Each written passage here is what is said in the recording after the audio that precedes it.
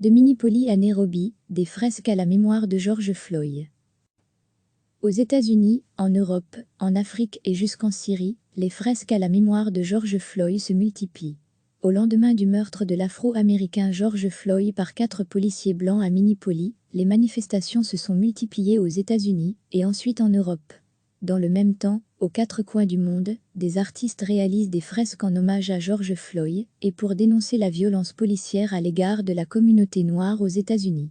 Petit tour d'horizon, à Minneapolis, les artistes Xena Goldman, Kadek Serra, Greta McClain, Nico Alexander et Pablo Hernandez ont réalisé une des fresques déjà emblématiques à l'angle de la 38e rue et de Chicago Avenue, à l'extérieur du magasin Kung-Fu où Floyd est mort. Notre idée était de dépeindre Floyd non pas comme un martyr, mais comme un héros de la justice sociale, a déclaré Kadek Serra sur le site hyperallergique. Le visage de Floyd apparaît entouré d'un tournesol, dont le centre est rempli des noms d'autres Noirs américains morts aux mains de policiers. La fresque de l'artiste solo le long de Broadway à Los Angeles à Berlin, le graffeur dominicain Jesucru Artil a choisi une partie de l'ancien mur de Berlin dans le parc Moé pour réaliser sa fresque à la mémoire de George Floyd. Une peinture murale de George Floyd à Dublin-Ouest. Les artistes syriens Aziz Asmar et Annie Sandoun ont réalisé cette fresque dans la ville de Binish, dans la province d'Idlib au nord-ouest de la Syrie.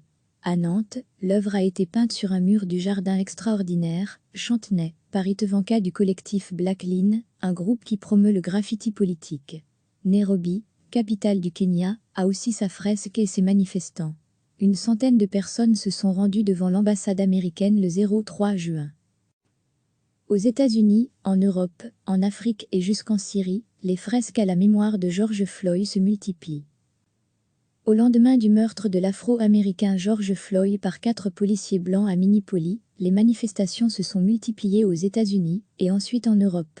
Dans le même temps, aux 4 coins du monde, des artistes réalisent des fresques en hommage à George Floyd et pour dénoncer la violence policière à l'égard de la communauté noire aux États-Unis. Petit tour d'horizon.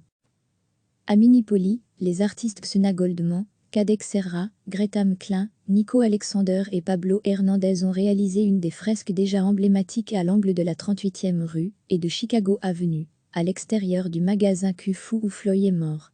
Notre idée était de dépeindre Floyd non pas comme un martyr, mais comme un héros de la justice sociale, a déclaré Kadek Serra sur le site hyperallergique.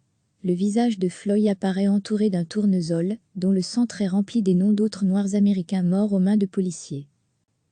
La fresque de l'artiste solo le long de Broadway à Los Angeles.